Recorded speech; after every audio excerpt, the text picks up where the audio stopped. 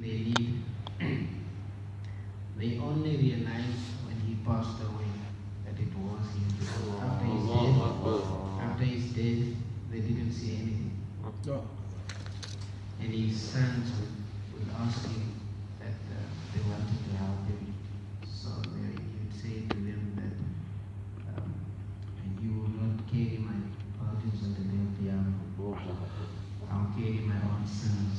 So he carried, even although he was elderly, but he would carry all this stuff on his back. However, someone hired someone to come and sway in the mosque. Pay a person to come and say bad things about him. So anyway, this guy comes in and he says all these bad things in front of everybody. So he didn't get excited, he didn't get angry or upset or anything. So he says to him when he was finished, get him to finish. So he says to him when he was finished, the things that you have actually said is way lesser than what I know of myself. It's like whatever you say, you this bad, you that bad, that you do this, you do that. So he says to him that the stuff that you've just said is way lesser than what I know of myself. And Allah Ta'ala has hidden that part of me from you. And is there anything that I can do for you? And he still gave him some money. And this man was ashamed. He felt very bad. And the other guy that came to him while he was in the mosque, and he said to him that he stole his money. He had 100 dirham. So he comes to the mosque. This man probably came from wherever and for Umrah. So he comes to the mosque. He couldn't find his money in his house or something. So he came to the mosque. He thought maybe when he was at the mosque, he forgot his money there. So when he came, it was just lying out in the mosque, making sunnah. And so he comes, he says to him, you can make your sunnah as long as you want, but I still want my money. I'm going to wait for you. Like he said loud. So anyway, the Imam, the Sheikh heard and he made his salah short. And afterwards he says to him, how much money did you lose? So he says, I lost 1,000 dirham. And that time it was a lot of money. 1,000 dirham is like maybe 10,000 or maybe 20,000 or maybe 40,000. Not sure how much is dirham now. But dirham are basically like old coins. So anyway, he says, okay, fine, come with me. So he goes to his house and he takes 1,000 dirham and he gives him. And the man is, obviously he was upset and he's angry and he's shouting. The man that just gave him the money because according to him he stole his money. So when he went to his place that he was staying in, he found his money. And I felt bad. He just insulted the Imam for stealing. So he goes to the house and he asked the people whose house is this. So they said to him it's Zain al-Abidin's house. Now he was known because he was the family of the Prophet. And the man even felt more bad because now he insulted the great-grandson of the Prophet. So he says he came to him and he wanted to give his money back.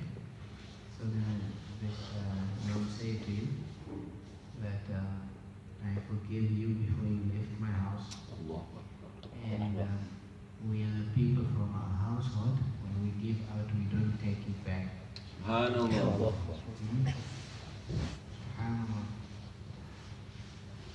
They were amazing. So Allah subhanahu wa ta'ala tells us in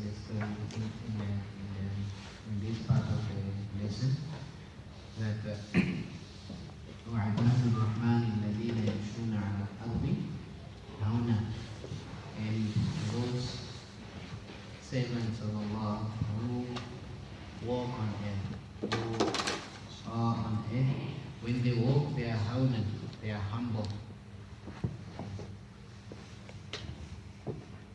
They are humble. وَإِذَا خَاطَبَهُمُ الْجَاهِلُونَ قَالُوا سَلَامًا. And when they are addressed by the ignorant, the ones who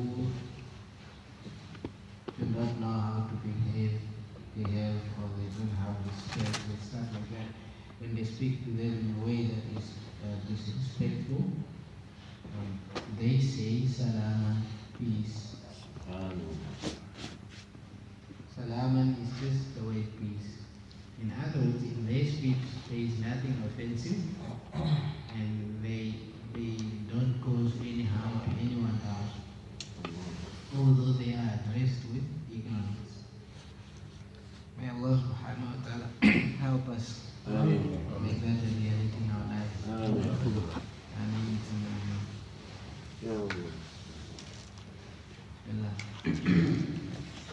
Lowering one's gaze. A person's hearing and vision are like two doors which open onto the heart. One of the greatest qualities that a Muslim may possess is the ability to lower their gaze. This ability guarantees them great good and blessings in this life and enables them to avoid disobeying Allah with their eyes. Anyone who is preparing their eyes to look upon the faces of the Prophet ﷺ and the pure ones on the Day of Judgment and in the abode of the ennoblement will not pollute them by looking at that what Allah has forbidden. A single glance may have a huge effect on one's heart. A person's hearing and vision are like two doors which open onto the heart. Everything that a person sees and hears reaches the heart and must be careful about what they allow and has either a positive or negative effect on it. Therefore, believers must be careful about what they allow their gaze to fall upon. Looking at the Quran, looking at the faces of the believers with mercy and compassion, looking at the faces of one's parents with honor and respect, and looking upon the creation to reflect upon Allah's signs, all increase the faith in a believer's heart.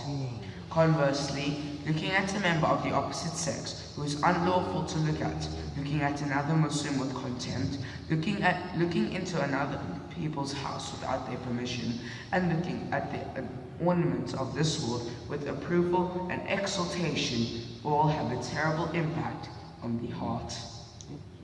A single glance at any of these things could cut off someone from their Lord for the rest of their life and be the cause of their destruction. This is the reason for the warnings which Allah gives in the Quran. He says to His Prophet, do not strain your eyes by looking at which we have given some of them to enjoy, the splendor of this world which we test them. The provision of your Lord is better and more lasting.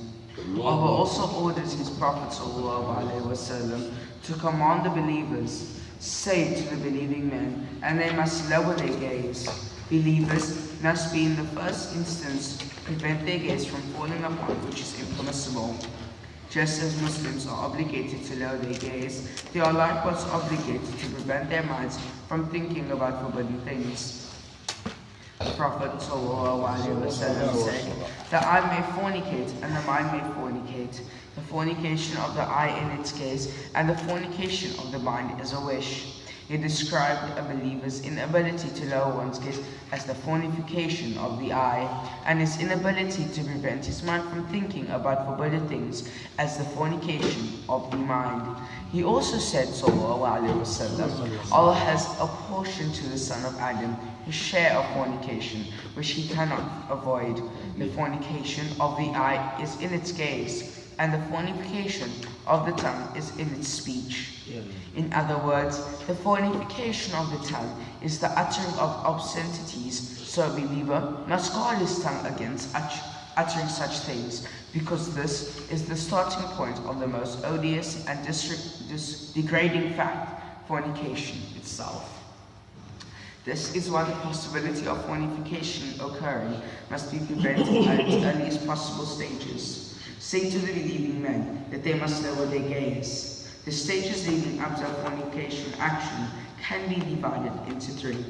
Firstly, perception, in which someone perceives the situation they are in. Secondly, the arousal of desire, in which the wish to carry out the action becomes firm in their heart. And thirdly, the readiness to act upon that wish. Rulings of the sacred law mostly come into effect at the third stage. When we look at money, for example, what is unlawful is taking the wealth of others unjustly, whereas it is not lawful to look at another's wealth. A person is not forbidden from wishing at similar amounts or wishing that he had another person's wealth was his. But if he stretches his hand out to unlawfully take possession of it, the legal ruling comes into effect to prevent him from doing so. In the case of fornication, however, the ruling enters at the first stage because of the difficulty of distinguishing between the stages and the difficulty of preventing a wrong action being committed. Allah says from the beginning, "Say to the believing men that they must lower their gaze and guard their modesty." If the matter was allowed to develop further, it would be like a person who keeps livestock and allows one of his animals to see the food belonging to someone else. The animal approaches the food and the man wishes to prevent it, but he is unable to do so, except with the greatest difficulty. For this reason, the sacred law has ordered Muslims to lower their gaze and refrain from looking at what is forbidden. The Prophet ﷺ says, "A glance is one of the devil's poisoned arrows." Allah says, "If someone refrains from looking out of fear of me, I will give them faith in its place, whose sweetness he tastes in his heart." Thus, someone who refrains from looking at a fornication picture, which is shown to them, receives their reward immediately in cash, a sweetness that they taste in their heart, the sweetness of faith. The one who tries this will find the sweetness more beautiful and more valuable than all things that the desires of this world.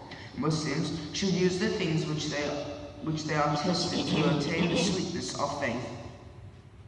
If they are sincere in doing so, tribulations will be transformed into blessings, and they will taste the sweetness. However, if they choose to follow their desires, that they will put their religion at risk and cause themselves many problems. Once a man was close to death, and those around him tried to make him pronounce testification of faith that there is nothing worthy of worship but Allah, but the man was unable to do so. They changed the subject and he spoke, and they once again tried to get him to pronounce it, but he remained silent. They continued to do this until one of them shouted, "Why is it that you are unable to speak? That you are able to speak with us normally, but when I mention the testification of faith, you are silent." A glance at something which Allah had forbidden has prevented me from pronouncing it, he replied. The effect of this glance had overpowered him and prevented him from pronouncing the testification of faith at the time. He had not repented to Allah for the sin, and he had not restrained himself from looking at what Allah had forbidden. It thus remained in his heart and had its effect at the time of his death. We take refuge with Allah. Say to the believing men that they must lower their gaze and guard their modesty, that will be pure for them. Allah is well aware of what they do. And say to the believing women that they must lower their gaze and guard their modesty, that they must not display not their ornaments except what appears of them, that they should not draw their veils over their chest, that they should draw veils over their chest. Thus, prepare your eyes for the vision of the face of the Prophet ﷺ on the Day of Judgment by refraining from looking at which Allah has forbidden. O Allah, grant us enabling grace, rectify our state, and rectify our bodies and our hearts, and take care of our affairs as only you can do. And make us among those from whom you have decreed goodness, O beneficent, O merciful. May the blessings of Allah be upon our Master Muhammad and upon his family and companions. All praise be to Allah, Lord of the worlds.